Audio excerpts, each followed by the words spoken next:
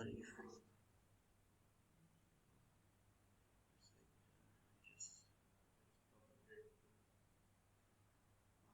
so yeah, let's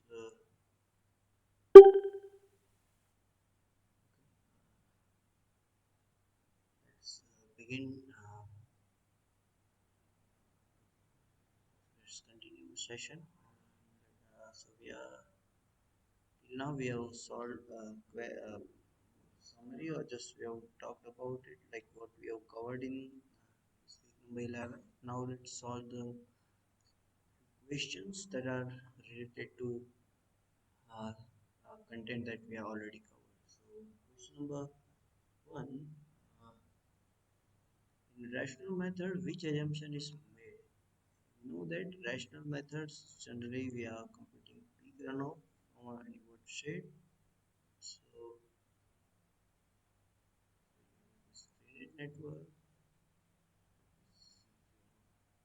Now what is this discharge? How it's estimated?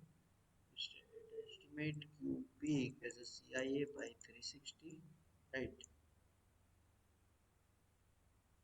So it assumes that this high intensity that is falling over this catchment, it is like it is uh, occurring minimum equal to time of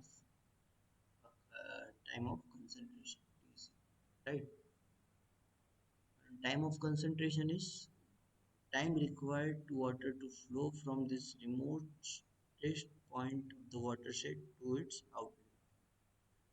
Also, in between this duration, like when this Q peak reach here at outlet, rainfall intensity must be uniform throughout the area.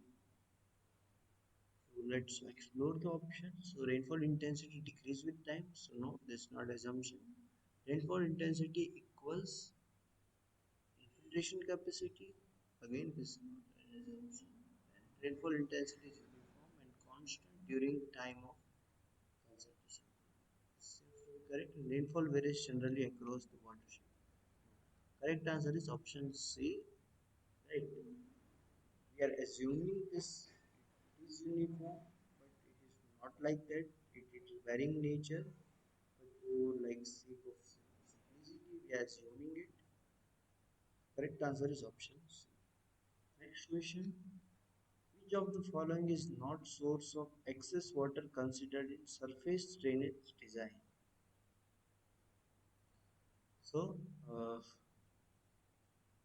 see the option. Option A is local runoff, rainfall runoff, seepage from adjoining higher land, C subsurface percolation below root zone, and D excess irrigation water. So we know that surface drainage removes the water on land surface, so that is generally come from runoff, seepage inflow, infiltration excess, etc. While subsurface percolation is managed by subsurface drain.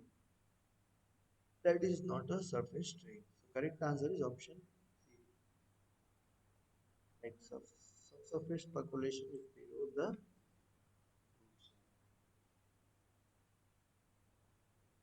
Next question. Surface drainage design is carried out in two stages, right?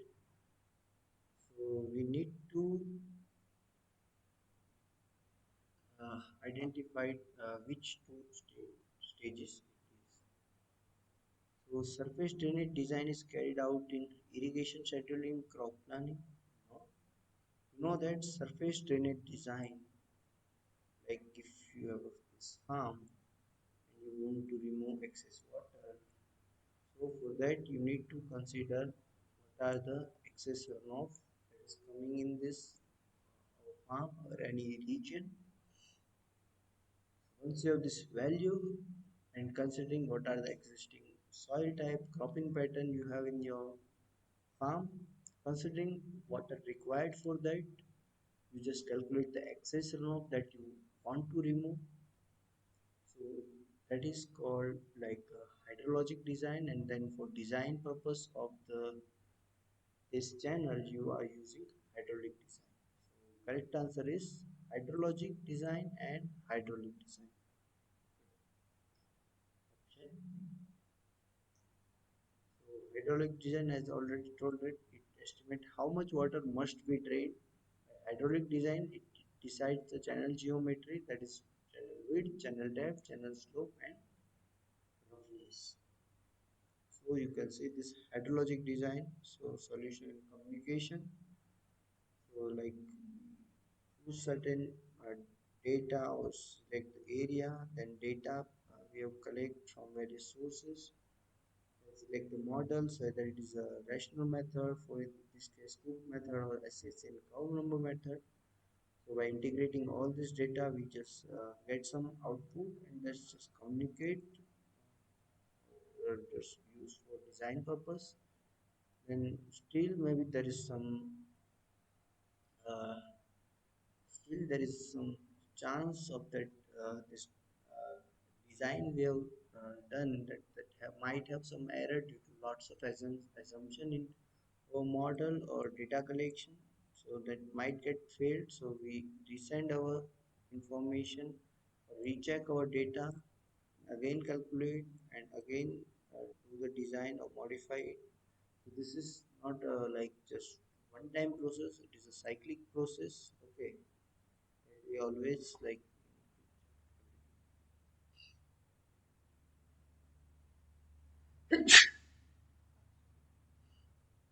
extrusion, which is not hydraulic design parameter of an open channel design. So hydraulic design parameter.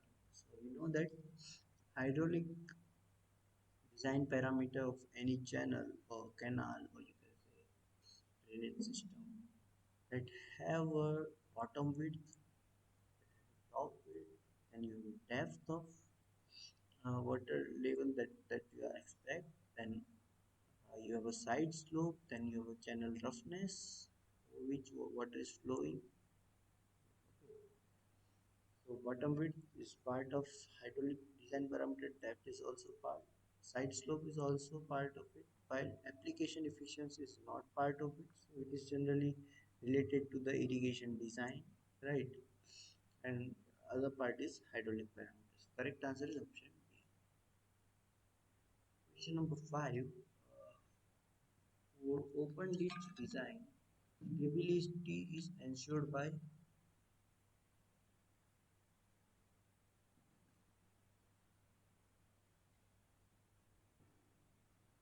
very steep bed slope, non-scoring and non-silting velocity, high runoff coefficient, and increasing rainfall intensity. So you know that when we design the any open ditch or surface drainage channel, we want the channel to remain stable over time. Stability means it should neither erode or not like fill up with the silts or any sediments. So that's called silting. And to avoid like erosion, or you can say scouring or deposition or silting, the flow velocity should be within permissible range. And for stability purpose, like our selected V is in between V minimum and V maximum. So V minimum is like minimum velocity for self cleansing purpose, and that ensures the no silting. But V maximum, so it is like maximum limit of permissible velocity, and up to that there is a no scoring or no erosion, and if you go beyond Vmax there is a erosion. So designer choose bed slope and across design so that mean velocities lies within safe range. So for open design purpose, stability is ensured by non-scoring and non-silting velocity. And generally non-scoring velocity, so scoring occurs when water velocity is too high, and that kinetic energy of water just like erode the soil, and like that is greater than resistive power of the soil. In that case erosion will happen, and the flowing water just dislodge the soil particles and erode the channel bed and sides, that enlarge the ditch and leading to the failure. And each soil has a maximum permissible velocity limit that already defined. For example, for pores sands we have a Permissible velocity range is like less as compared to clay soil, and like for coarse sand we have a 0.3 to 0.45 meter per second in general, where clay soil are high and it is around like 0.6 to 0.69 meter per second.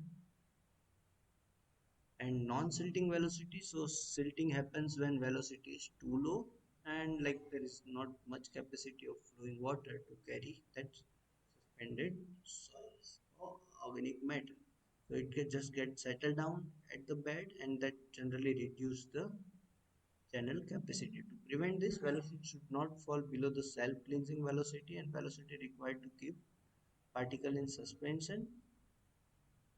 And like it is very important in drainage system design, because surface drains very often silt laden runoff from agriculture fields, and if velocity is too low, so drains got just clog with the silts. If velocity is too high, so drain cuts deeper and damage the farmland. And thus like concept of non-scoring or non-silting criteria ensures the drains are hydraulically stable and require minimal maintenance. Option B is the correct answer. Next question: which of the following methods is not commonly used for estimating design discharge for surface drain? So, rational method, Cook method, SCS-CN cow number method. So, this all are like uh, used for design discharge estimation purpose or Tarsis laws. That is not for surface drain. It may be we can use for subsurface drainage system, right? So correct answer is option D. Not going all this into detail as I already discussed, right? Correct answer is option D. Next question: the grade long or just you can say longitudinal slope of an open drainage ditch that should be steep as possible for fast drainage, maximum possible without exceeding permissible velocity, minimum to avoid water stagnation, and fixed irrespective of soil. So grade of an open channel that should be maximum possible without exceeding permissible velocity, right? Now the question comes, what is grade? So grade is generally longitudinal slope, right? And that usually just given as 0.1%, 0.05%, it depending on the soil type. And if you have a very steep slope, so that have a high velocity that cause scoring. Scoring means erosion that just accelerated over the time and that might impact your farmland. So for that, you have permissible velocity for coarse soil that is around like 0.3 to 45 meter per second, while for clay soil you have 6.6 to 0.9 meter per second. If you keep your slope very low, that means there is a chance of silting. So silting means there is a reduction in capacity, there is a clogging, there is other aspects that reduce the capacity of our drainage system, and that also not that is not also good. So considering all this scenario, irrespective of like condition, correct choice is option B, because grade should be chosen as steep as possible, but that limited so that velocity never exceeds the permissible velocity. The correct answer is option B. Next question: in vertical drainage system, tube wells are generally installed to a depth of. So we know that generally vertical drainage system are like non-conventional method, so where like drainage is generally happen around you can say 20 to 30 meter below ground level.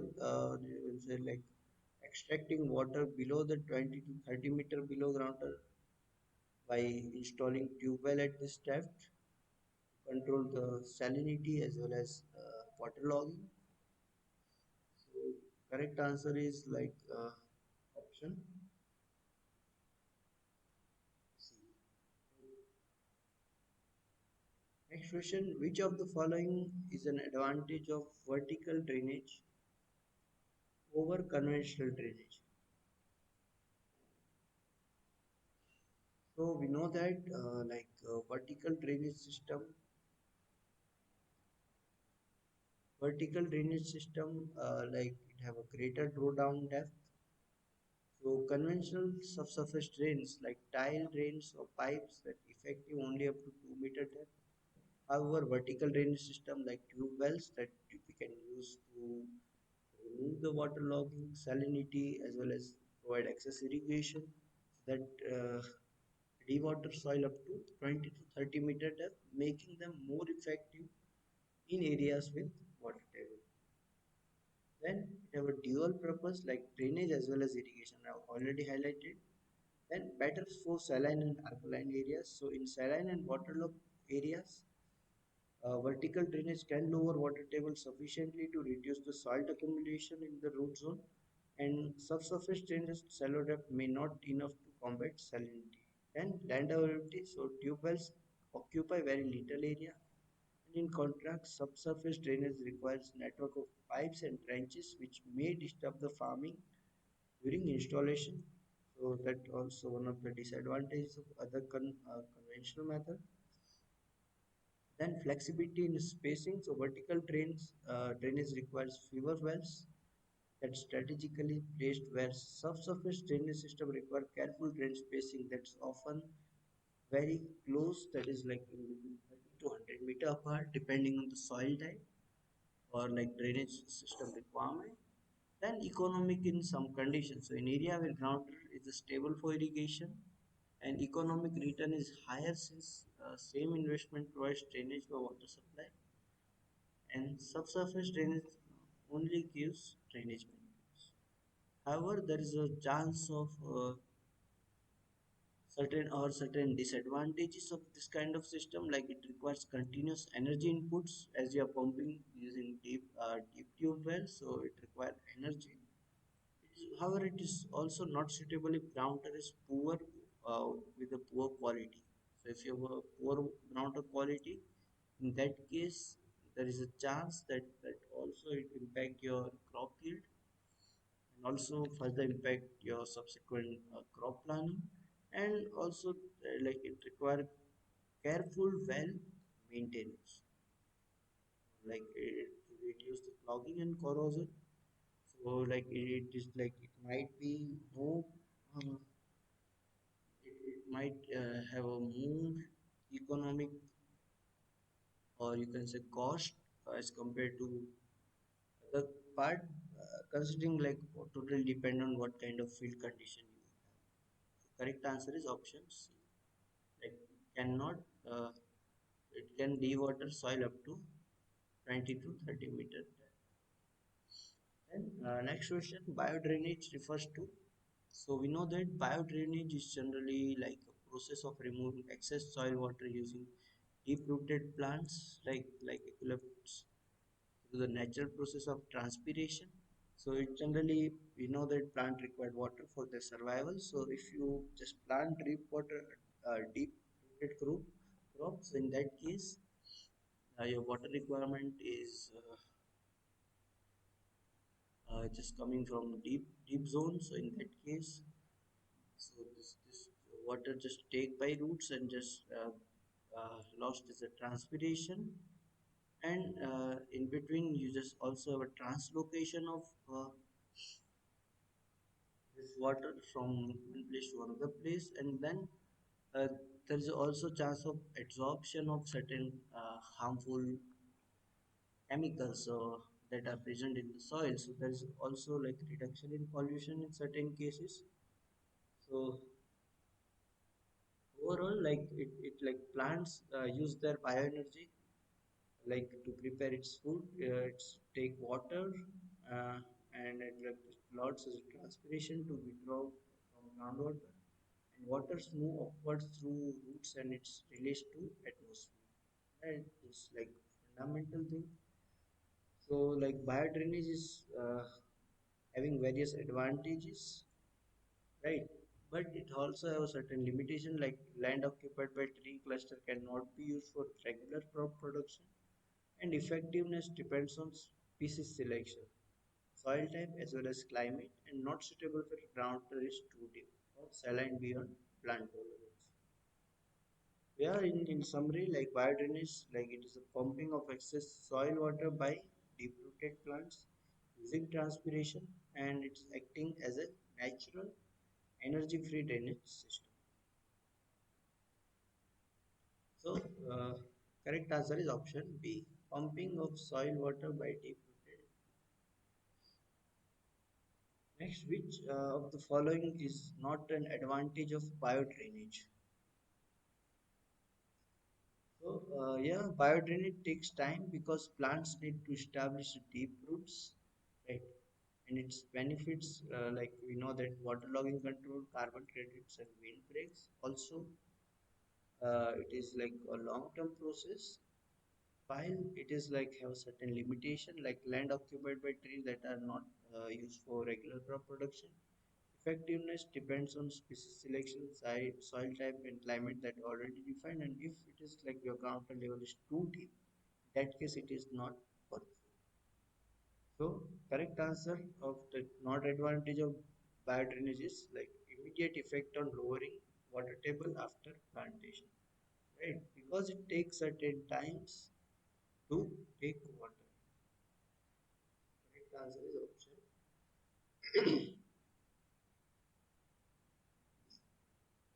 Next question: mold drains are most suitable for. So mold drains, you know that there is a mostly suitable in hard soil. That's more like heavy clay soil. So where you have mold plow that are generally used to create a mold. There is a certain diameter and certain below the ground level. So it is again non-conventional drainage methods and are unlined cylindrical channel formed in a clay soil using mold plow with a bullet-shaped foot and expander.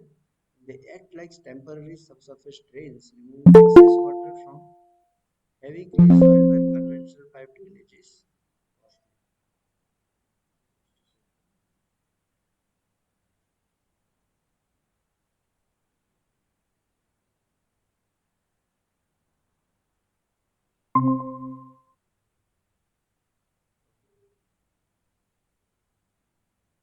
And like when and why to use mold drainage? So you know that wherever your clay content is higher than 35% and sand content is less than 30%, in that case it is best suited. And also your topography, like it supports moderate slopes that is ranging between 0.4 to 4%, and it like low cost drainage system as compared to other drainage system. And these are the certain design factors like depth of installation is like around 40 to 60 centimeter below ground surface, or you just say 0.5 meter below ground to surface, ground surface. Then like expanded diameter, so there is diameter to depth ratio is 1m7. It means if your 70 expander, it means your depth is around 490 It is around like 50 centimeter, or you can say 0.5 meter. Then spacing between two mold drain is like 5 meter, and maximum effective length is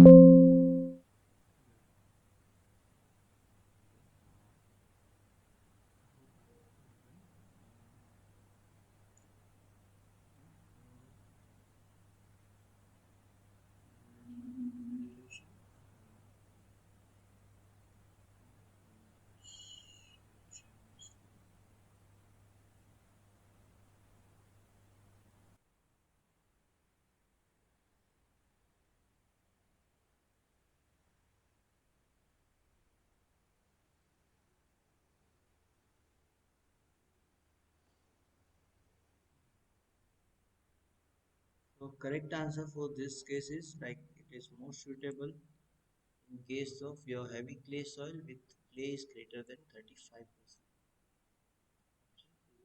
Question number 13. A typical depth and spacing for mold drains are. So we right now in previous slides we have shown that depth of mold drain is like around 40 to 60 centimeter. On average, it is like it is around 0.5 meter, and spacing is in between 2 to 5 meter. Just you can see this whole channel that is like now that farmers are used.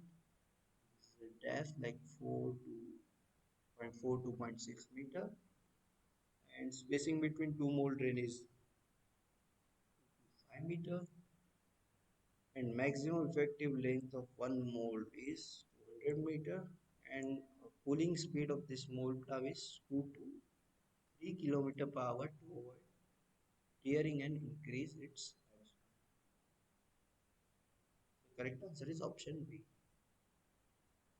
Next question, which of the following is a limitation of mold drainage? So it requires expensive pipes. No, it's not limitation. It is not at all required any pipes. No, if not effective in sandy soil. Yeah, so this is the major disadvantage or limitation you can say. So correct answer is option B. And apart from this, there is also other limitation of mold drainage, like it have a short lifespan. So mold channels are unlined and easily collapse, right? So its typical life is around 3 to 10 years depending on the soil type. It requires the frequent reinstallation, higher long-term maintenance.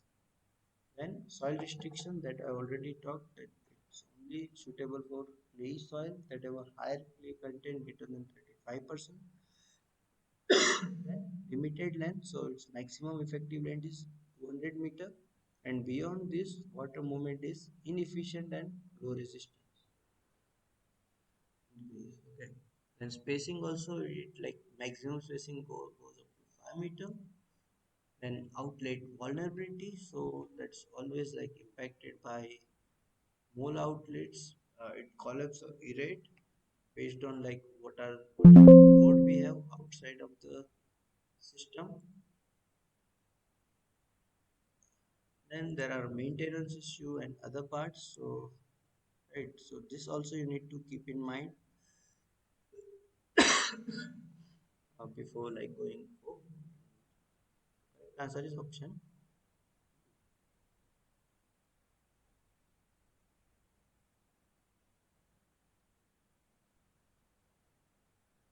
Next question: which of the following is not included under initial, you can say capital investment for drainage project? So initial investment includes all capital cost at beginning. So for example, for ditch cost or like pumping cost, land leveling, etc. This is one-time cost, right? So this is just you can say initial investment. When you have a replacement or recurring cost, where that occur later or include cost like loss of property, maintenance, and recurring operational costs. So here, like they ask about not included in initial investment. So canal and ditches construction, this is initial cost, pumps and leveling, land leveling, so again initial cost, come under initial cost, and loss of existing property. So this will come later, so like this come under recurring cost. And finally, is reallocation of existing structures. That also we need to do initially. Correct answer is option C.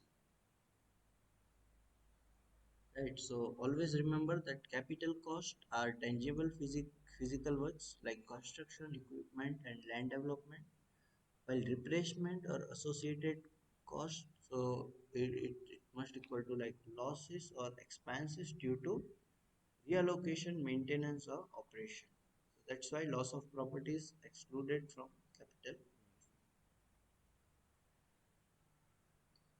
Next question: which among the following is a tangible benefit of land drainage? So you know that tangible benefits. So again, that is like directly measurable, like crop yield. You just observed after doing all drainage practices. Less irrigation requirement, or like improvement in irrigation condition or water supply, like that is come under tangible benefits. Well, intangible benefits that are not directly measurable in money form, but you can just relate it with the improved hygiene, better trafficability, and environmental quality. So correct answer for this is like intangible benefit is better trafficability in field, right? Because like enhanced agriculture yield, so you can feel it or by having more money in your hand. Water supply for industry, again it is tangible. Irrigation for water supply, again it is tangible, but this option C is intangible. Question number 17. Why is discounting is used in economic evaluation of drainage projects? So, first thing is like discounting is just time value of money. So whatever rupees value of rupees today is worth more than rupee tomorrow because it can be invested to earn interest, right? So drainage projects involves high capital cost today and benefits that occur in the future, like by showing increased in crop yield, improved land productivity. So discounting allows us to compare present cost with future benefits on same basis, right? So second one is aligning cost and benefits. Uh, cost benefits. Costs occur mainly during construction years, and benefits that like high crop production, better water management occur gradually over the lifespan of the project. So without discounting, benefit received 20 years later would appear equal to benefit received today, which is unrealistic. Therefore, like decision making tool, so discounting helps compute economical indices like net present value, so total present worth of benefits minus costs, ratio of discounted benefits to discounted costs, internal rate of return, so that is discount rate at which benefits is equal to cost. So this helps to decide if the drainage project is economical, viable or not. And finally, like a realistic project appraisal. So it helps to planners to choose between multiple projects by comparing them on a present value basis. Accounts for a loan repayment schedules like financial life and true project life. So that is, you can say, economical life, and adjust for inflation and interest rate, making evaluation of current. Correct answer for this is option B, to bring future cost and benefits to present.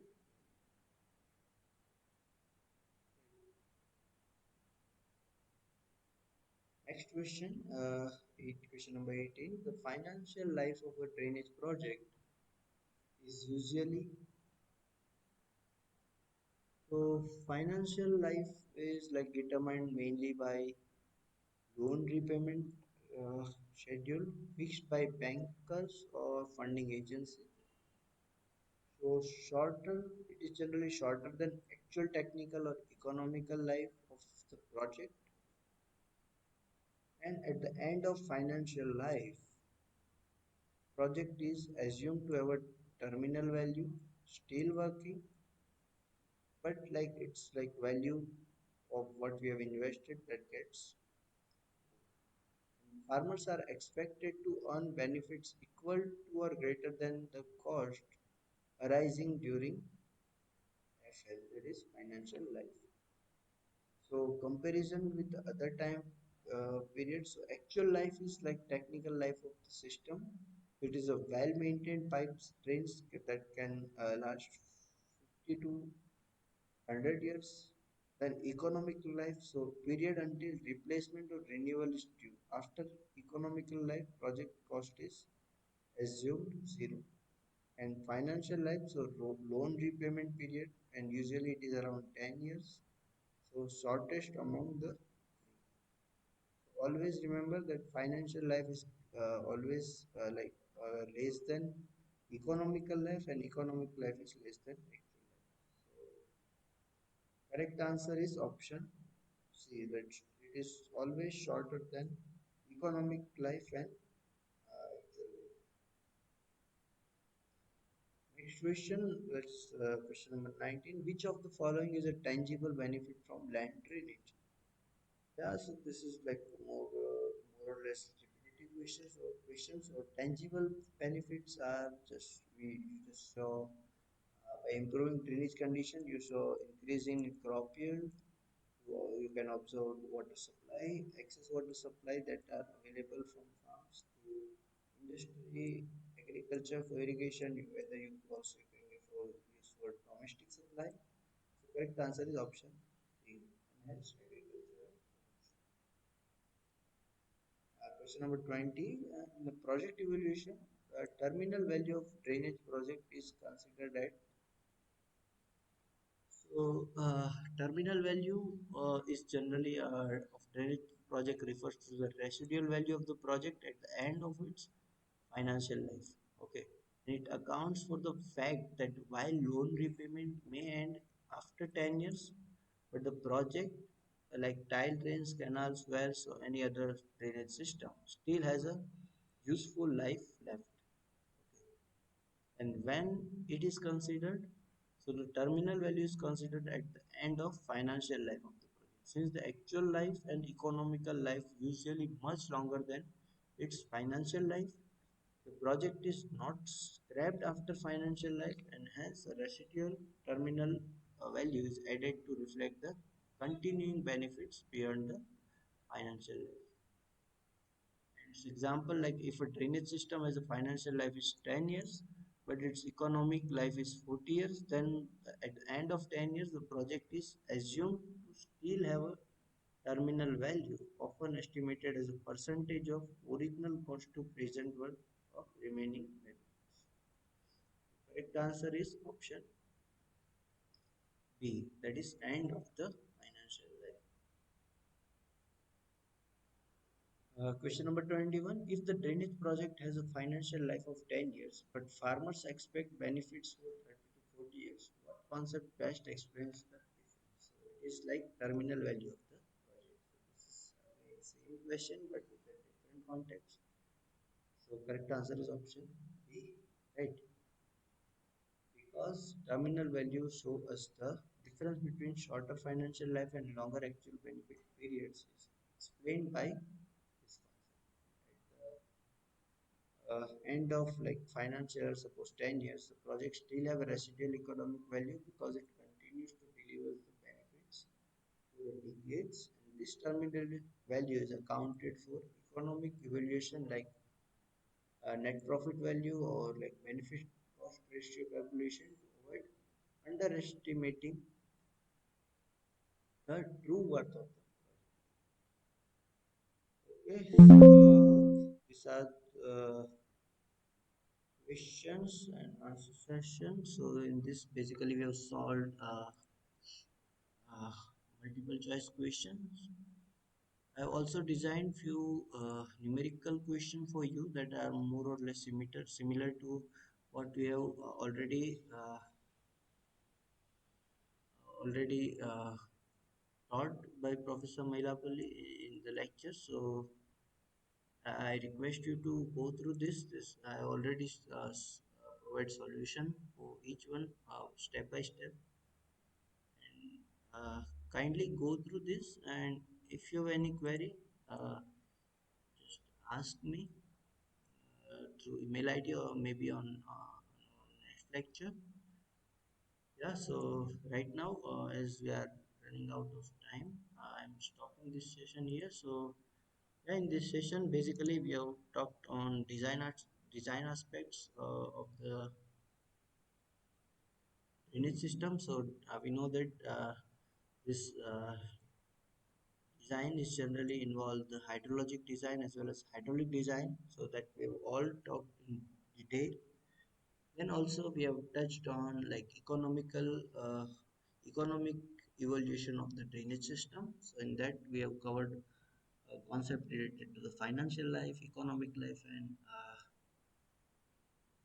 technical life, and then or you can say actual life.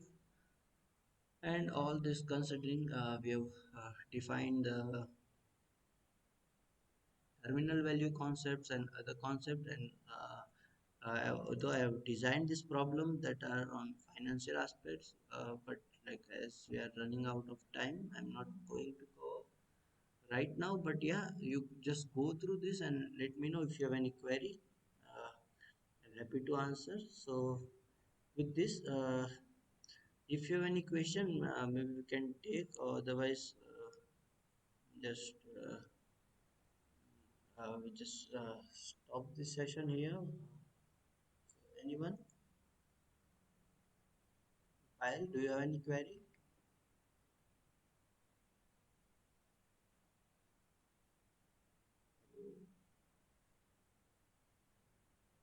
No.